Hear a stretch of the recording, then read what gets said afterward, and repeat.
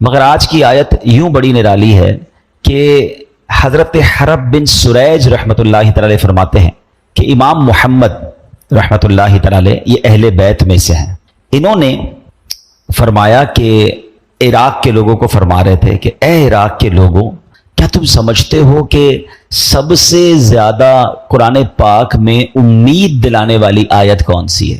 یہ والی آیت ہے، لا تقنطوا من رحمت اللہ.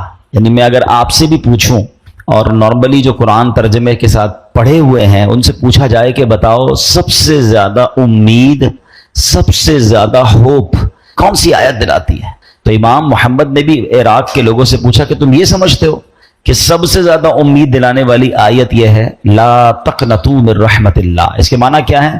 اللہ کی رحمت سے مایوس نہ ہونا. واقعی یہ بہت امید دلاتی ہے. مگر امام محمد کا کمال کا جملہ تھا، فرماتے ہم سب اہل بیت کا یہ متفقہ فیصلہ ہے کہ قرآن مجید میں سب سے بڑھ کر امید دلانے والی جو آیت ہے نا وہ ہے وَلَسَوْفَ يُعْطِيكَ رَبُّكَ فَتَرْضَىٰ. آئے ہائے، اس آیت کا معنی کیا ہے؟ یہ ایکچولی یہ آیت سرکار دو عالم علیہ الصلوۃ والسلام کو ایک بہت بڑا انعام دیا گیا اس آیت کے تحت، اور ایک خوشخبری دی گئی وَلَسَوْفَ يُعْطِيكَ رَبُّكَ فَتَرْضَىٰ. اور بے شک قریب ہے کہ تمہارا رب تمہیں اتنا دے گا کہ تم راضی ہو جاؤ گے. اچھا، اب کمال یہ ہے کہ مسلمانوں کے لیے امید والی آیت کیسے ہو گئی؟ یہاں تو نبی پاک کو کہا جا رہا ہے نا کہ ان قریب آپ کو آپ کا رب اتنا دے گا کہ آپ راضی ہو جائیں گے. تو جب یہ آیت نبی پاک پر اترتی ہے تو سبحان اللہ، پیارے آقا علیہ الصلوۃ والسلام کا اپنی امت سے پیار دیکھیں نا. اگر آپ کو کوئی کہے کہ بھائی آپ کو کیا چاہیے بتائیں، کوئی بلینک چیک دے دے آپ کو، جتنی اماؤنٹ بھرنی ہے بھر لیں، یا اس کے علاوہ کچھ چاہیے تو بتائیں، تو ہم کیا کریں گے؟ اپنے معاملات، اپنی فیملی کے معاملات، اپنے جو بھی پرابلمز ہیں ہم اس کو سارٹ آؤٹ کرنے کی کوشش کریں گے. مگر سرکار دو عالم علیہ الصلوۃ والسلام کو یہ ایسی خوشخبری جب ملتی ہے تو ان کے یاد کون آتا ہے؟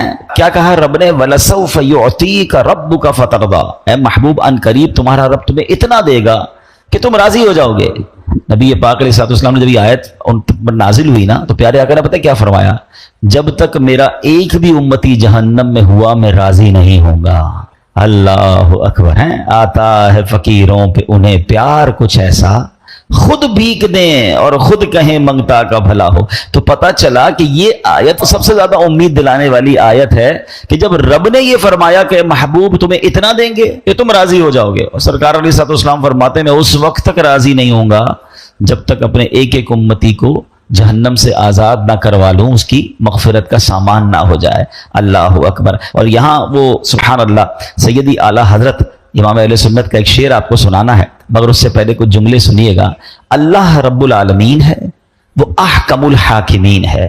اس کی شان ہے کہ جو چاہتا ہے صرف کن فرماتا ہے تو ہو جاتا ہے. ساری خلقت اس کی رضا چاہتی ہے. لوگوں نے اس رب رحمان کو راضی کرنے کے لیے زندگیاں لگا دی، جنگلوں میں رہ کر عبادتیں کی، کیا کیا مجاہدات نہ کیے، اب بھی کرنے والے کرتے ہیں. لیکن سبحان اللہ وہ رب اپنے محبوب سے کیا فرماتا ہے؟ ایک روایت ہے کہ اللہ پاک فرماتا ہے کلہم یطلبون رضائی. اے محبوب ساری مخلوق میری رضا چاہتی ہے. کلہم یطلبون رضائی وانا اطلب رضاکا. اے محبوب میں تیری رضا چاہتا ہوں. اللہ کریم کو اپنے حبیب علیہ الصلوۃ والسلام سے کس قدر پیار ہے، فرماتا ہے ساری دنیا ساری مخلوق ہے محبوب میری رضا چاہتی ہے، مگر اے میرے محبوب میں تیری رضا چاہتا ہوں. اعلیٰ حضرت جب بھی لکھتے ہیں نا خدا کی رضا چاہتے ہیں دو عالم. ساری دنیا دو عالم کس کی رضا چاہتے ہیں؟ اللہ کی. خدا کی رضا چاہتے ہیں دو عالم اور خدا چاہتا ہے رضائے محمد صلی اللہ علیہ وسلم. اچھا یہ دو طرفہ محبت ہے. اللہ اپنے حبیب سے اس قدر پیار فرماتا ہے نا، تو نبی پاک علیہ الصلوۃ والسلام بھی اپنے رب سے بے انتہا محبت فرماتا ہے. یہ سیکھنے کے لیے بھی ہے کہ ہمیں اللہ سے بھی بے حد پیار کرنا ہے، اللہ کے حبیب سے بھی بہت محبت کرنی ہے. ذرا سنیے گا یہ دو طرفہ محبت کیسی ہے کہ معراج کے واقعے کو ذرا ذہن میں لائیے. حسین رات ہے، رب کریم نے اپنے محبوب علیہ الصلوۃ والسلام کے لیے آسمانوں کو سجایا، زمین و آسمان میں اہتمام ہوتا رہا، انبیاء کرام استقبال کے لیے مسجد اقصی میں جمع ہو رہے ہیں، آسمانوں میں دھوم مچی ہے، پیارے آقا علیہ الصلوۃ والسلام عاجزی اور انکساری کے پیکر بن کر اللہ رب العالمین کی محبت سے سرشار ہو کر نہایت ادب کے ساتھ اللہ کی بارگاہ میں حاضر ہوتے ہیں۔ جب اس خاص مقام پر پہنچتے ہیں تو اللہ پاک نے فرمایا اب کوئی نہیں ہے۔ ایک واقعہ آیا نا کہ جبریل امین علیہ الصلوۃ والسلام بھی سدرۃ المنتہا کے پاس جا کر رک جاتے ہیں، کہتے حضور اب آپ آگے جائیے۔ کہا اے جبریل تم ساتھ نہیں چلو گے؟ کہا حضور اب یہاں سے تھوڑا سا بھی آگے گیا نا تو میرے پر جل جانے ہیں، میری لمٹ یہی تک ہے۔ سبحان اللہ، فرشتوں کا سردار پیچھے رہ جاتا ہے اور جناب رحمت للعالمین علیہ الصلوۃ والسلام آگے جاتے ہیں۔ اس سے یہ بھی اندازہ ہوتا ہے کہ اللہ کی بارگاہ میں نبی پاک کا مرتبہ مقام قرب میں پہنچے نا تو اللہ نے فرمایا اے محبوب انا و انتا، ایک میں ہوں ایک آپ ہیں، وما سوا کا خلقت لاجلک، آپ کے علاوہ کائنات میں جو کچھ ہے وہ سب میں نے آپ کے لیے پیدا کیا ہے۔ وجہ تخلیق کائنات ہم کہتے ہیں نا، ریزن آف دا اول کریشن، یعنی اللہ فرماتا ہے ایک محبوب کہ ایک میں ہوں ایک آپ ہیں اور آپ کے علاوہ جو کچھ کائنات میں ہے وہ سب میں نے آپ کے لیے پیدا فرمایا ہے۔ سیدی مولانا حسن رضا خان صاحب لکھتے ہیں نا، کونین بنائے گئے سرکار کی خاطر، کونین بنائے گئے سرکار کی خاطر، کونین کی خاطر تمہیں سرکار بنایا۔ تو سبحان اللہ، تو اب کیا ہوا، اللہ پاک کی اپنے محبوب سے یہ بے مثال محبت ہے، مگر نبی پاک علیہ الصلوۃ والسلام نے محبت الہی میں کیا عرض کیا؟ وہ عرض کرتے ہیں اللہم انت وما انا، اے اللہ پاک تو ہی تو ہے، اے اللہ پاک تو ہی تو ہے، میں نہیں ہوں۔ وما سوا ذالک ترکت لاجلک، اور اس کے علاوہ جو کچھ ہے میں نے تیری رضا کے لیے چھوڑ دیا ہے۔ رب فرما رہا ہے محبوب تیرے سوا کائنات میں جو کچھ میں نے تیرے لیے بنایا، اور حبیب کیا فرما رہے ہیں صلی اللہ تعالی علیہ وسلم، اے اللہ تو ہی تو ہے، میں کچھ نہیں ہوں، تیرے سوا میں نے باقی تمام چیزوں کو تیرے لیے چھوڑ دیا ہے۔ یعنی اللہ کی محبت میں سب کچھ اللہ کی رضا کے لیے چھوڑ دیا۔ یہ سچ بات ہے، اللہ پاک خالق ہے، سرکار دو عالم علیہ الصلوۃ والسلام مخلوق ہیں، اللہ پاک معبود ہے، سرکار دو عالم علیہ الصلوۃ والسلام عابد ہیں، اللہ پاک مسجود ہے، نبی پاک ساجد ہیں، مگر محبتوں کے نرالے انداز دیکھیے، رب فرماتا ہے محبوب سب کچھ تمہارے لیے ہے، اور سرکار علیہ الصلوۃ والسلام عرض کرتے ہیں مالک سب کچھ تیری رضا پر قربان ہے۔ یہ باتیں ہمیں سیکھنی ہیں کہ اللہ سے محبت ایسے کرو کہ اللہ کے سوا اب کسی اور کی چیز کی طرف توجہ نہ ہو، رب کی رضا کے لیے باقی سب قربان ہے۔ یہاں ان لوگوں کے لیے بھی سیکھنے کے لیے مدنی پھول ہے جو دوسروں کو راضی کرنے کے لیے ہیں، مخلوق کو راضی کرنے کے لیے خالق کو ناراض کر دیتے ہیں۔ نبی پاک نے کیا فرمایا، اللہ سب تیری رضا پر قربان ہے، مگر ہم اللہ کی رضا کو بیہائنڈ رکھتے ہیں، یہ سوچتے ہی نہیں ہیں کہ یہ جو کام کر رہا ہوں اس میں اللہ راضی ہوگا، نہیں یار دوست تو راضی ہو جائیں گے نا، بچے تو راضی ہو جائیں گے، چلو یار فیملی تو خوش ہو جائے گی، یہ نہیں سوچ رہے ہوتے کہ میں ان سب کو خوش کرنے کے چکر میں رب کو ناراض کر رہا ہوں۔ ہونا کیا چاہیے، یہ نبی پاک نے ہمیں سکھایا کہ رب کی رضا پہلے، اللہ راضی پھر سب راضی، اور اگر رب کو ناراض کرنے میں مخلوق ناراض بھی ہو جائے اس میں غم نہیں کرنا ہوتا۔ ایک بات ہمیشہ زندگی کا فارمولا بنا لیں، آپ سب کو راضی نہیں کر سکتے، ساری دنیا کو راضی آپ نہیں کر سکتے۔ کچھ لوگ بیچارے اسی میں مرے رہتے ہیں، یار لوگ راضی ہو جائیں، بندے راضی ہو جائیں، میرا نام خراب نہ ہو جائے، میرے خلاف کوئی بات نہ کرے۔ وہ اللہ کے بندوں، اگر آپ سچائی کی طرف جائیں گے، حق کی طرف جائیں گے، دین کی طرف چلیں گے، اور پھر سبحان اللہ اللہ اور اس کے رسول کی رضا کے لیے چلیں گے تو سب لوگ آپ سے راضی نہیں ہوں گے، کچھ لوگوں کے مفادات پر ضرب پڑ رہی ہوگی تو وہ آپ کے لیے تعریف نہیں کر رہے، اب آپ کے نہیں میں ان کو بھی راضی کروں، میں اس کو بھی راضی کروں۔ بھائی نبی پاک علیہ الصلوۃ والسلام کے خلاف بات کرنے والے موجود ہیں اس دنیا میں، معاذ اللہ، ہے نا، غیر مسلم ہے نا، ٹھیک ہے، اولیاء کرام کے خلاف بات کرنے والے موجود ہیں، تو سب کو راضی نہیں کیا جا سکتا۔ آپ کا اور میرا ٹارگٹ ایک ہی ہونا چاہیے، رب راضی ہو جائے، اللہ اور اس کے رسول راضی ہو جائے، اور ہاں رب کی رضا کس میں کہ محبوب راضی ہو جائیں۔ آگے آپ سنیں گے کہ جس سے سرکار دو عالم علیہ الصلوۃ والسلام راضی ہو جائے نا اس سے رب راضی ہو جاتا ہے۔ تو ہمیں ایک راستہ ملا ہے، ہمیں ایک ڈائریکشن ملی ہے اور ہمیں اسی پر عمل کرنا چاہیے۔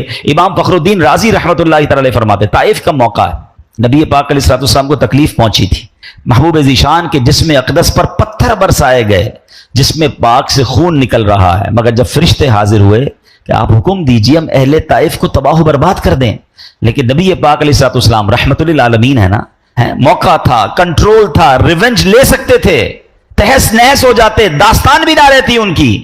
نبی پاک نے کیا فرمایا؟ اللہم اہد قومی انہم لا یعلمون, اے اللہ پاک میری قوم کو ہدایت فرما, یہ جانتے نہیں ہیں, یہ مجھے جانتے نہیں ہیں. کیا بڑا دل تھا.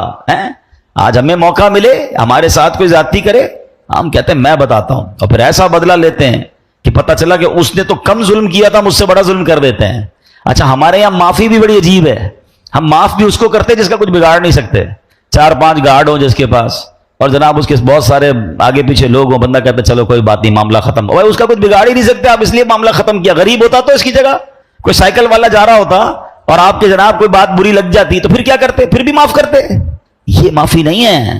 مزہ یہ ہے یو ہیو کنٹرول. نبی پاک کے پاس کنٹرول تھا, اتھارٹی تھی. فرشتے آ گئے کہ حضور حکم کریں پہاڑ سے اس پوری بستی کو تہس نہس کر دیں. مگر سبحان اللہ, آقا نے ان کی ہدایت کی دعا کی, بدلہ نہیں لیا, دعا دی. اچھا یہاں نبی پاک تو معاف فرما رہے ہیں, لیکن دوسری طرف کیا ہوا؟ غزوہ احزاب کا موقع ہے, کفار مکہ اکٹھے ہو گئے, مدینے پر چڑھائی کا ارادہ ہے. اس کیفیت میں نماز عصر کی ادائیگی میں دیر ہو گئی. اس پر نبی پاک کو ایسا جلال آیا, ایسا جلال آیا. کیا دعا کی؟ اللہم املا بطونہم نارا, اے اللہ پاک ان کے پیٹ جہنم کی آگ سے بھر دے. امام رازی نے کمال کی بات لکھی ہے, بڑی باریک بات ہے, سمجھیے گا. نبی پاک پر حملہ ہوتا ہے, اپنی ذات پر اٹیک ہوا, خونم خون ہو گئے, مگر اللہ کے حبیب نے معاف کر دیا. لیکن نماز کی ادائیگی میں تاخیر ہوئی کیونکہ اللہ کا حق نہیں ادا ہو رہا تھا. بس محبوب کا, ہمارے آقا علیہ الصلوۃ والسلام کا یہ انداز ہے, اور اللہ کی طرف سے بھی ارشاد ہوتا ہے, اے محبوب ہمارے ہاں بھی یہی قانون ہے, اگر کوئی مسلمان میرے حق میں کوتاہی کرے, مثلا نماز نہ پڑھے, نماز کو فرض جانتا ہو مگر سالہ سال ادا نہ کرے, وہ کافر نہیں ہو جاتا, وہ اسلام سے خارج نہیں ہو جاتا. لیکن اے محبوب اگر کہ کوئی آپ کے بال مبارک کی بھی معمولی سی بھی بے ادبی کرے گا تو ہماری بارگاہ کا دھتکارا ہوا ہوگا, اس پر کفر کا حکم لگا دیا جائے گا. فرق سمجھ رہے؟ سرکار دو عالم علیہ الصلوۃ والسلام اور اللہ رب العالمین کا یہ خوبصورت تعلق کیسا ہے کہ اللہ کے حبیب پر خود حملہ ہو رہا ہے, معاف فرما رہے ہیں. اور نماز قضا ہونے کے لیے کفار نے کوشش کی, حملے کیے, تو اللہ کے حبیب ان کی بربادی کی دعا کر رہے ہیں کہ میں اپنے رب کا حکم ادا نہیں کر پا رہا, یا تاخیر ہو رہی ہے. اور اللہ کے یہاں بھی دستور ایسا ہے کہ ساری زندگی کو اللہ کی نافرمانی کرے, نماز نہ پڑھنا بہت بڑا گناہ ہے, لیکن اس کو ہم غیر مسلم نہیں کہیں گے, اس کو دائرہ اسلام سے خارج نہیں کہیں گے, حالانکہ اللہ کی نافرمانی کر رہا ہے. لیکن حبیب پاک کی بارگاہ میں گستاخی کرے گا, درہ برابر گستاخی ہوگی, تو پھر اسلام میں باقی نہیں رہے گا. تو یہ تعلق اور یہ محبت بھی سمجھنا ہے, اور سرکار دو عالم علیہ الصلوۃ والسلام کا رب کی بارگاہ میں مقام کیسا ہے. تو ہم نے جو آیت سنی, اس میں جو نبی پاک نے فرمایا کہ میں اس وقت تک راضی نہیں ہوں گا جب تک میرے ایک ایک امتی کو جہنم سے آزاد نہ کروا لوں. تو ایک بار خود نبی پاک علیہ الصلوۃ والسلام فرماتے روز قیامت ہوگا, میں شفاعت کرتا جاؤں گا, حدیث پاک کا مضمون ہے, یہاں تک کہ میرا رب مجھے فرمائے گا ارضیت یا محمد, یعنی اے پیارے محبوب علیہ الصلوۃ والسلام کیا آپ راضی ہو گئے؟ میں عرض کروں گا نعم یا ربی رضیت, ہاں اے میرے رب